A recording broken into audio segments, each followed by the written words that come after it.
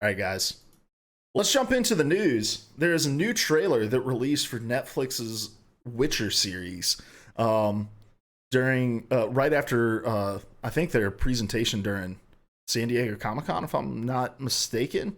And so we're gonna watch this. I may have to cut this part out for the YouTube audience, that just us watching the trailer, because I don't want us to get copyright struck for this video. But we'll watch it here on Twitch with you guys, and we'll kind of react to it in real time together. So Remember hearing stories about witches. let me turn this up for you guys. Is it true what they say? Elves are the original sorcerers of the continent. Production quality on this is absolutely no joke. Taught the humans how to turn chaos into magic. And then the humans slaughtered them. Obviously, the direct comparison you're going to get is to Game of Thrones, right? People are going to look at this and want to compare it to Game of Thrones, and I think from a production value standpoint, definitely. I'm also much more comfortable with Henry Cavill playing Geralt now that we're kind of seeing it in motion. This child will be extraordinary. Yennefer, imagine the most powerful woman in the world. Do you have what it takes? I also like that this trailer is focusing more on the people and not the monsters, because what makes The Witcher great, right, are the stories. Just because you're terrified of The monsters were always like a secondary thing to me.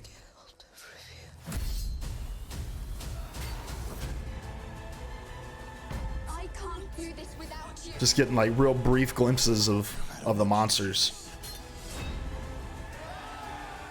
you'll come out bloody.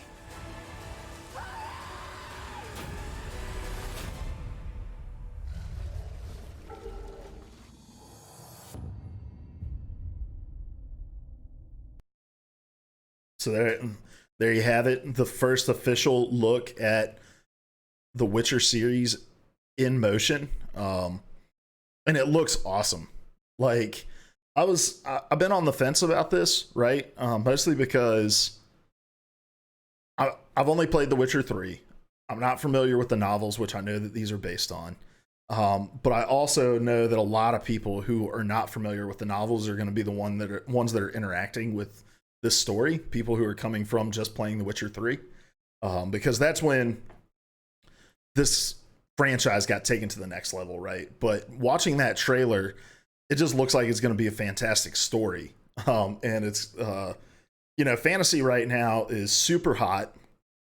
We're coming off of the high and then the crash of Game of Thrones, and I feel like we're getting a lot of fantasy stuff greenlit because it's become more mainstream.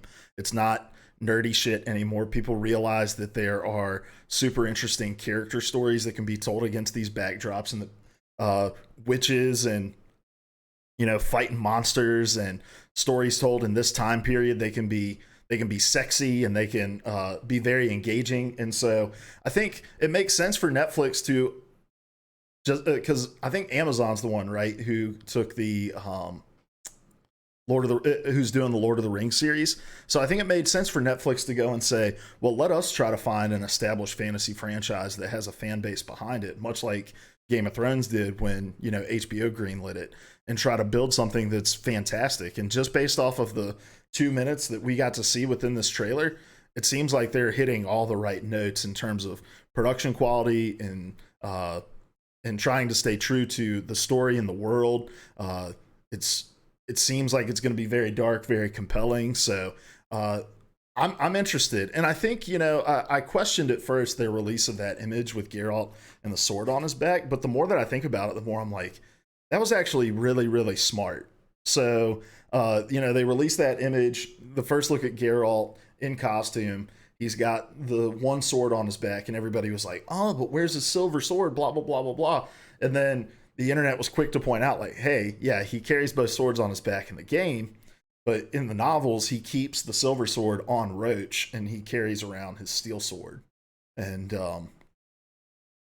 at first I was like, this is just indicative of the problem that we are going to get with this series. When it comes out, is people are going to be expecting the game, they're going to get the novels. But looking at it now, I'm like, that really set the expectation for people to think, oh, if there's something that doesn't quite jive with what I've experienced with The Witcher, maybe it's a difference between the game and the novel, and I should just give them the benefit of the doubt. There's still going to be plenty of people who are ignorant about it, right?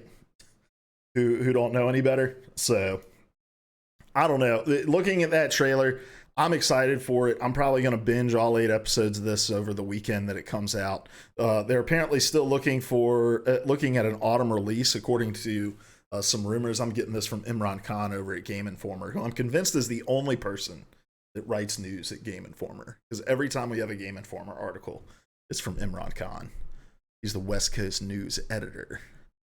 So yeah, we're probably going to start seeing a lot more out of this, more than just this little official teaser trailer. We're probably going to get a story trailer, some behind the scenes looks, all the actors doing media rounds. And so this is just the opening of the floodgates for Witcher content that we're about to see. And I'm excited for it.